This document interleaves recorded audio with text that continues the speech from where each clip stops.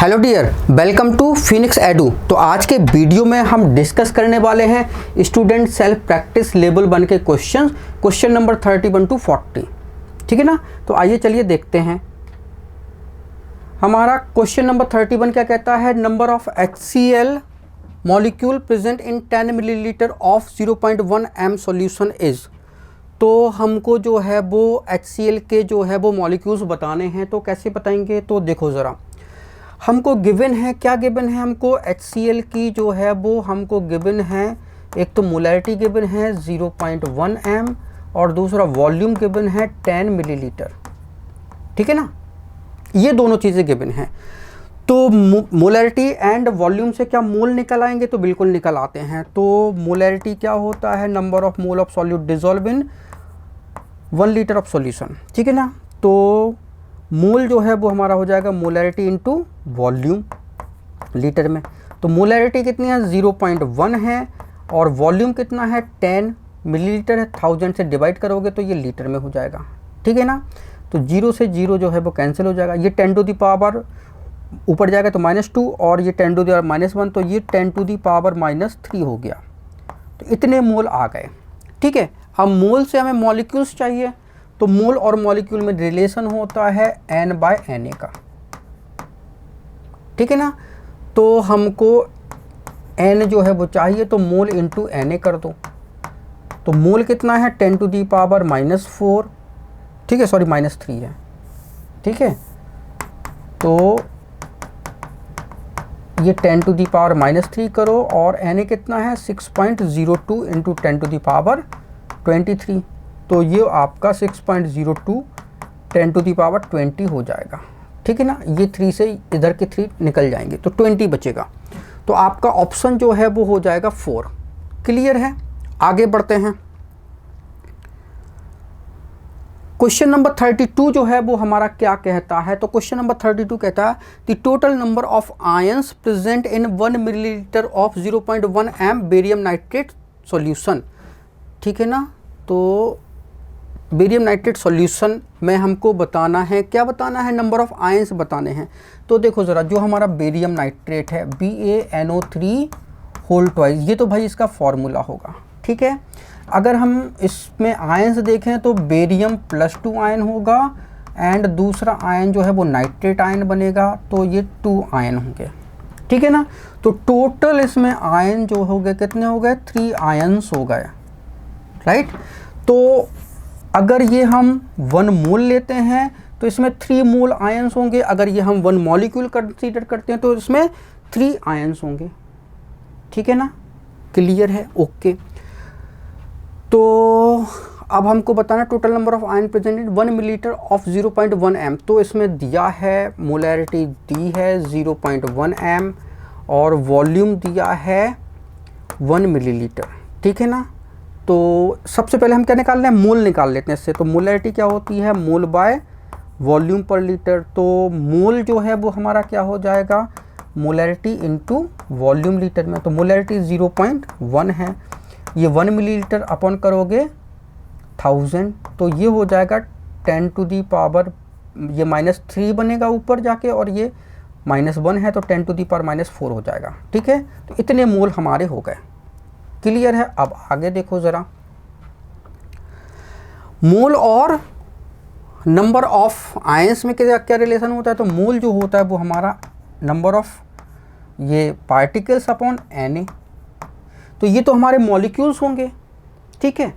और मॉलिक्यूल्स में हमें आयन बताने हैं, तो 1 मोल में Na मॉलिक्यूल्स होते हैं उसमें, और हर मोल में कितने हैं 3 आयंस प्रेजेंट है। तो हमें क्या करना पड़ेगा, 3 से मल्टीप्लाई करना पड़ेगा। ठीक है ना। ओके। तो यहाँ पे 3 मोल आयंस कर लो भाई आप। ठीक है ना। क्लियर है। ओके। तो मल्टीप्लाई कर दिया। तो मोल कितने हैं 10 टू दी पावर -4। हमको n चाहिए, ये कितना है 6.02 into 10 to the power 23 into 3 करोगे तो n जो है वो आपका आ जाएगा 6.02 इंटू 10 टू दी पावर, ये तो 19 हो जाएगा, इंटू 3 करोगे। ठीक है ना। ये क्रॉस मल्टीप्लिकेशन में चला जाएगा, ठीक है ना। तो n हमारे इतने आयोन्स हो गए। तो आपका जो है वो थर्ड ऑप्शन जो है वो करेक्ट हो जाएगा। आगे देखें, a person adds 1.71 gram of sugar in order to sweeten his tea, the number of carbon atom added are। तो उसने इतने ग्राम जो है वो शुगर डाला, तो आपको बताना है उस इतने ग्राम में कितने कार्बन्स जो है वो डाल दिए उसने चाय में, ठीक है ना, आपको ये बताना है, ठीक है। तो नंबर ऑफ कार्बन एटम जो है बताने हैं। तो देखो जरा, शुगर जो है वो C12H22O11 होता है, तो ये हमारा 1 मोल कहलाएगा, ठीक है। तो इसके 1 मोल में क्या क्या है, ठीक है। तो कार्बन जो है वो कितना है, कार्बन जो है वो 12 मोल है, हाइड्रोजन कितना है, दैट इज़ द 22 मोल, और ऑक्सीजन कितना है, तो ऑक्सीजन जो है वो 11 मोल है, ठीक है ना। क्लियर है, अच्छी बात है भाई। तो उसने इतने ग्राम जो है वो क्या डाला है, शुगर डाल दी है। तो कार्बन जो है वो बताने हैं कितने हैं। तो सबसे पहले जो है हम क्या करते हैं, वेट और नंबर्स में क्या रिलेशन होता है। वेट हमको दिया है, वेट कितना दिया है 1.71, ठीक है, और हमको नंबर्स जो है वो फाइंड करने हैं। तो आपको पता है मोल क्या होता है, weight by molar weight, n by Na, V by V nought, ये हमारा पूरा फॉर्मूला होता है। हमको ये गिवन है और हमको ये चाहिए, मतलब हमारा ये रिलेशन काम करेगा, ठीक है ना। तो weight by molar weight n by Na, ठीक है। तो हमको n चाहिए, तो n जो है वो हो जाएगा हमारा wait by molar weight into Na, ठीक है। चलो वैल्यू पुट कर देते हैं। तो n जो है, वेट कितना है 1.71 ग्राम, मोलर वेट जो है वो 342 गिवन है, ठीक है, ये गिवन है, ओके, इनटू Na कितना है 6.02 इंटू 10⁻23। ये तो शुगर के क्या होंगे, मॉलिक्यूल्स होंगे, और हमें तो शुगर के मॉलिक्यूल नहीं पूछे, उसने कार्बन के मॉलिक्यूल पूछे। तो 1 मोल में कार्बन कितना होता है 12 मोल, तो इंटू 12 करोगे तो ये कार्बन के मोल आ जाएंगे, ठीक है। इतने कार्बन जो है वो एडिड हो जाएंगे। तो n जो है वो हम निकाल लेंगे, ठीक है ना। तो भाई निकालो भाई, फटाफट से मल्टीप्लाई कर देते हैं। तो आपका 1.71, ठीक है, डिवाइड करेंगे 342 से, फिर मल्टीप्लाई कर देंगे 12 से, और मल्टीप्लाई कर देंगे 6.02 से। तो ये आ जाएगा आपका 0.36 इंटू 10⁻23। आप इसको लिख सकते हो 3.6 इंटू 10⁻22, ठीक है ना। तो बस आपका आंसर जो है वो आपका 1 वाला ऑप्शन जो है वो करेक्ट हो जाएगा, ठीक है ना। आगे बढ़ो भाई। Insulin contains 3.4% sulphur, the minimum molar weight of insulin is, okay भाई। तो देखो जरा, हमको मिनिमम मोलर वेट जो है वो चाहिए, तो आप जो है वो कैसे निकाल सकते हो मिनिमम मोलर वेट, हमको ये बताना है, ठीक है।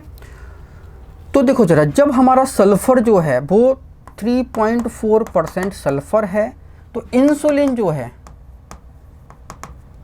का मास जो है वो कितना होगा, दैट इज द 100% होगा। तो 100% इंसुलिन में सल्फर जो है वो 3.4% है, ठीक है।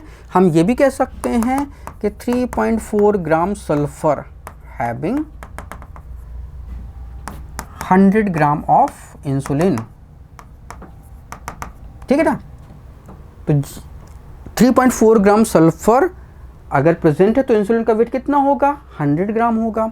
और हमको मिनिमम मोलर मास चाहिए, तो इंसुलिन का जो फॉर्मूला होगा उसमें कम से कम 1 मोल सल्फर होना ही चाहिए। कितना होना चाहिए, 1 मोल सल्फर। और 1 मोल सल्फर जो अगर होगा तो इसका वेट कितना है 32 ग्राम,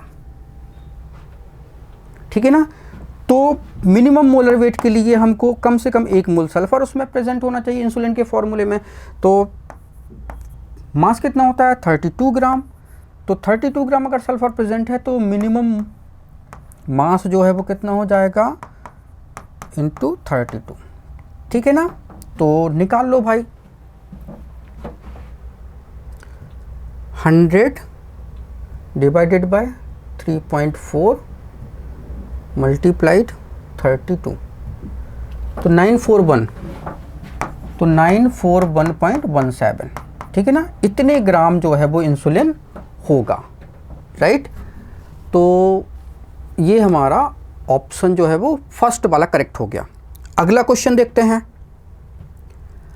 caffeine has a molecular weight of 194, it contains 28.9% by mass of nitrogen, number of atom of nitrogen in 1 molecule of it. तो हमें नंबर ऑफ एटम जो है बताने हैं। आपको बस ये ध्यान रखना है, उसने एटम पूछा, आयन पूछा, मॉलिक्यूल पूछा, ठीक है ना।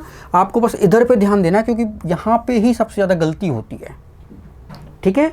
तो ये ज़रूर ध्यान देना है, ओके। तो कैफीन का मॉलिक्यूलर वेट 194 दिया है, मतलब मोलर मास हमको दिया है 194, ठीक है। और कंटेंट 28.9% मास ऑफ नाइट्रोजन, तो नाइट्रोजन परसेंटेज जो है वो गिवन है 28.9%, ठीक है ना, ओके। और हमको ये बताना है number of atom of nitrogen in 1 molecule of it. तो एक मॉलिक्यूल्स में कितने जो है वो नाइट्रोजन के एटम्स होंगे, ठीक है ना। तो चलो बता देते हैं भाई, ओके। तो देखो ज़रा, हमारा जो है वो मोलर वेट जो है वो 194 जो है वो गिवन है, और नाइट्रोजन जो है वो 28.9% जो है वो दिया है। तो मोल निकाल लो भाई। तो मोल क्या होता है, that is the wait by molar wait, ठीक है। तो वेट तो हमको जो है वो कंपाउंड का पता नहीं है कितना है, तो हम बोलेंगे सिंस 28.9% नाइट्रोजन है, तो कैफीन जो है वो कितने ग्राम है, 100 ग्राम है, ठीक है।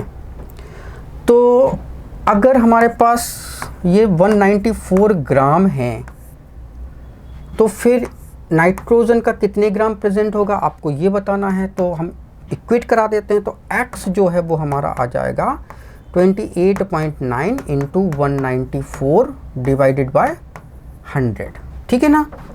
तो देखो ज़रा, 28.9 इंटू 194 डिवाइडेड बाय 100, तो ये आ गया आपका 56, ठीक है। ये 56 ग्राम आ गया, क्लियर है। तो 56 ग्राम नाइट्रोजन जो है वो प्रेजेंट है, क्लियर है। तो कैफीन में जो है वो 56 ग्राम नाइट्रोजन जो है प्रेजेंट है। तो अब नाइट्रोजन का मोल वेट बाय मोलर वेट होता है, और हमको तो नंबर ऑफ नाइट्रोजन मॉलिक्यूल चाहिए, तो N/Na और V/V0। तो हमको वेट नाइट्रोजन का पता चल गया कितना है, ओके। तो हमें ये चाहिए है, तो ये हमारा पूरा फॉर्मूला बन जाएगा। तो फॉर्मूला फिट कर देते हैं, वेट बाय, चूँकि एटम चाहिए तो हम यहाँ पे एटॉमिक वेट लिखेंगे, ठीक है, इक्वल टू N/Na, ठीक है। तो वेट कितना है 56, एटॉमिक वेट नाइट्रोजन का कितना है 14, हमको N चाहिए, और वो कहता है कि इन 1 मॉलिक्यूल ऑफ इट, तो एक मॉलिक्यूल कैफीन में चाहिए। तो Na हमारा क्या है 1 मॉलिक्यूल गिवन है, ठीक है। 6.022 10⁻23 नहीं है, 1 मॉलिक्यूल्स जो है वो गिवन है। तो बस N की वैल्यू जो है वो हमारी आ जाएगी। तो N की वैल्यू कितनी आ जाएगी, आप डिवाइड करोगे तो ये 4 आ जाएगी। तो 4 एटम जो है वो हमारे नाइट्रोजन के प्रेजेंट होंगे 1 मॉलिक्यूल्स में, ठीक है ना, क्लियर है। तो 4 हमारा आंसर हो जाएगा, क्लियर है। आगे बढ़ो। तो हमारा क्वेश्चन नंबर 36 कहता है a giant molecule contain 0.25% of metal whose atomic weight is 59, its molecule contains 1 atom of the metal, its minimum molecular weight is. तो देखो ज़रा, तो हमको बताना है कि मेटल का परसेंटेज जो है वो दिया है, कितना है 0.25%। ठीक है, जो हमारा मेटल है इसका एटॉमिक वेट जो है वो गिवन है 59। ठीक है, ओके। हमको बताना है कि it's molecule contain 1 atom of that metal, तो मिनिमम मोलर वेट बताना है। तो जॉइंट मॉलिक्यूल में एक एटम जो है वो किसका है, ये मेटल का है, तो मिनिमम मोलर वेट बता देते हैं। तो देखो ज़रा हम स्टार्ट करते हैं। हमने कहा कि जब हमारा मेटल इतने ग्राम है तो जॉइंट मॉलिक्यूल कितना होगा, 100 ग्राम होगा, क्योंकि परसेंटेज में दिया है। तो सिंस 0.25 ग्राम ऑफ मेटल में जॉइंट मॉलिक्यूल कितना होगा, दैट इज 100 ग्राम होगा। क्लियर है। तो अगर 59 ग्राम मतलब मेटल प्रेजेंट होता तो जॉइंट मॉलिक्यूल जो है वो कितना होता, ठीक है ना। तो जॉइंट मॉलिक्यूल होता हमारा 100 अपॉन 0.25 इंटू 59, ठीक है ना। तो सॉल्व करते हैं, 591200 डिवाइडेड बाय 0.25, तो ये आ गया आपका 23600 ग्राम। ठीक है, ये जायंट मॉलिक्यूल का मास आ गया। ठीक है, अब हमको पता लगाना है कि मास तो हमको पता चल गया। ठीक है, अब इसका मोलर वेट जो है हमको बताना है, मिनिमम मोलर वेट कितना होगा। तो वेट पता है, मोलर वेट हम मिनिमम निकाल लेंगे किससे, N/Na से। ठीक है, वेट है कितना दिया है 23600, मोलर वेट हमको चाहिए है। वो कहता है कि मेटल जो है वो एक मॉलिक्यूल प्रेजेंट है, तो N हमारा एक हो गया। Na जो है, ठीक है, इट्स मॉलिक्यूल कंटेन, ये मॉलिक्यूल भी एक ही है, तो जॉइंट मॉलिक्यूल भी 1 है और उसमें एक एटम जो है वो मेटल का, तो दोनों जगह 1 हो जाएगा। तो मोलर वेट हमारा कितना हो जाएगा 23600, इतना ही आएगा। तो ये हमारा आंसर हो जाएगा। क्लियर है। तो ऐसे हमारा आंसर आ जाएगा। आगे देखो ज़रा, the percentage of nitrogen in urea is about, तो यूरिया में नाइट्रोजन का परसेंटेज निकालना है, तो इसके लिए हमें यूरिया का फॉर्मूला चाहिए। तो यूरिया जो है वो होता है हमारा NH2CONH2, ये हमारा यूरिया कहलाता है। ठीक है, तो इसमें नाइट्रोजन कितना है, नाइट्रोजन 2 है, कार्बन 1 है, हाइड्रोजन कितना है 4 है, ऑक्सीजन 1 है, ये है। तो इसमें देखो नाइट्रोजन जो है वो 28 ग्राम, ठीक है, 2 नाइट्रोजन है तो 28 ग्राम, कार्बन 12 ग्राम होगा, हाइड्रोजन कितना है 4 ग्राम होगा, और ऑक्सीजन जो है वो कितना है 16 ग्राम। तो ये ऑक्सीजन, ये हाइड्रोजन, ये कार्बन और ये नाइट्रोजन। क्लियर है। टोटल कंपाउंड जो है वो यूरिया का टोटल मास कितना हो जाएगा, ठीक है ना। तो 8 2 10, 4 14 और 6 20, ठीक है, 2 से 3 4 5 6 60।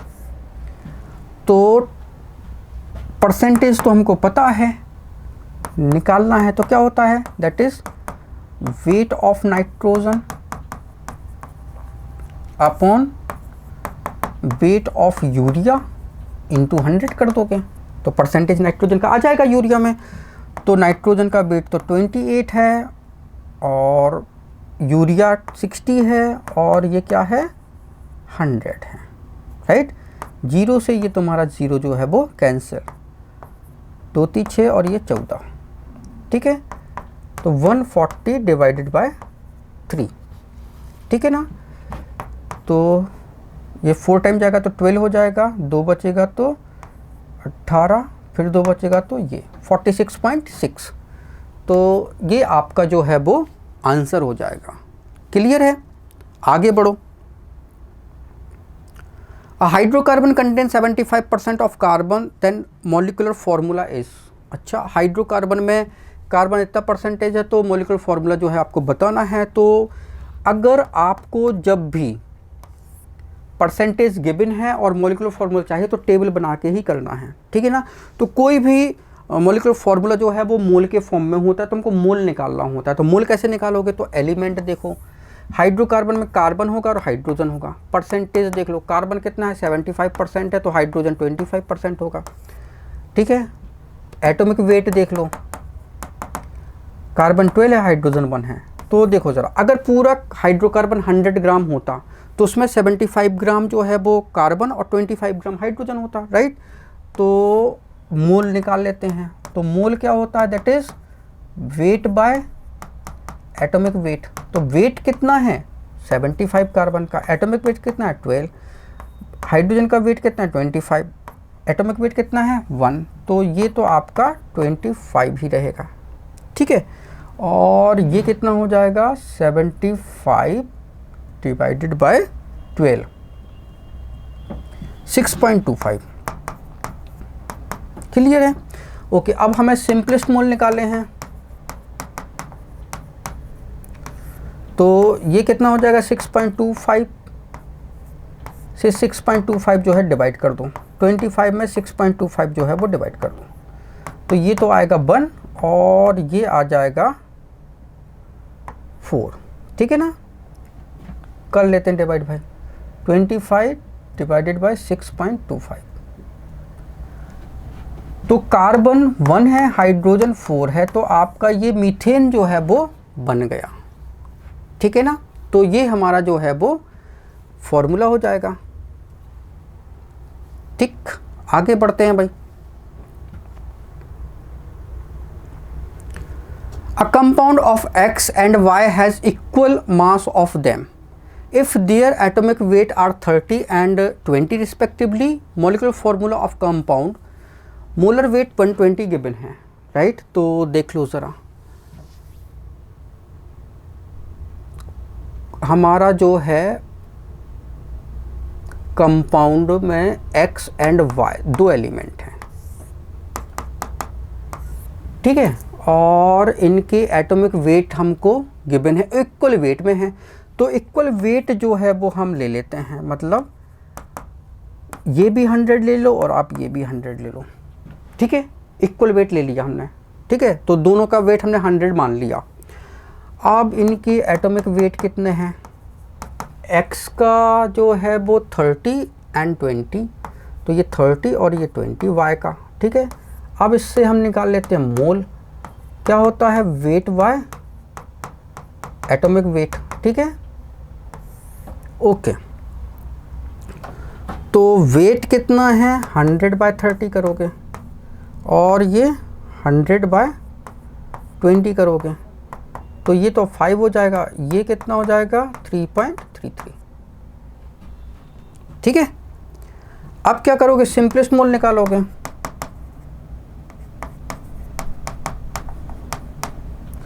तो 3.33 से 3.33 डिवाइड हो जाएगा और ये 5 में 3.33 डिवाइड कर दो, तो ये तो बनाएगा और ये कितना हो जाएगा 5 डिवाइडेड बाय 3.33, तो ये आपका 1.5 आ जाएगा, ठीक है। तो अब हम सिंपलेस्ट मोल निकालेंगे, तो हम होल नंबर में मोल निकालेंगे। तो 2 से डिवाइड कर सॉरी मल्टीप्लाई कर दो, तो ये 2 और ये हो जाएगा 3, तो x2 और y जो है वो 3 आ गया हमारा, ठीक है ना। तो x2 y3 जो है वो हमारा फॉर्मूला बन जाएगा, ठीक है ना। तो x2 y3 जो है वो हमारा ये बन जाएगा, ठीक है, ओके। आगे देखो ज़रा, इसको तो आप डायरेक्ट ही निकाल सकते थे क्योंकि मोलर वेट जो है वो 120 था, तो आप इसको ऐसे भी निकाल सकते थे। कैसे, x2 y3 मतलब आपका डायरेक्ट तो खैर नहीं आता, लेकिन देख लो ज़रा, ये 30 है इंटू 2 करोगे प्लस ये 20 है इंटू 3 करोगे, ठीक है ना। तो ये 120 आना चाहिए, तो ये 60 हो जाता और ये 60, तो ये 120 हो गया, ठीक है ना।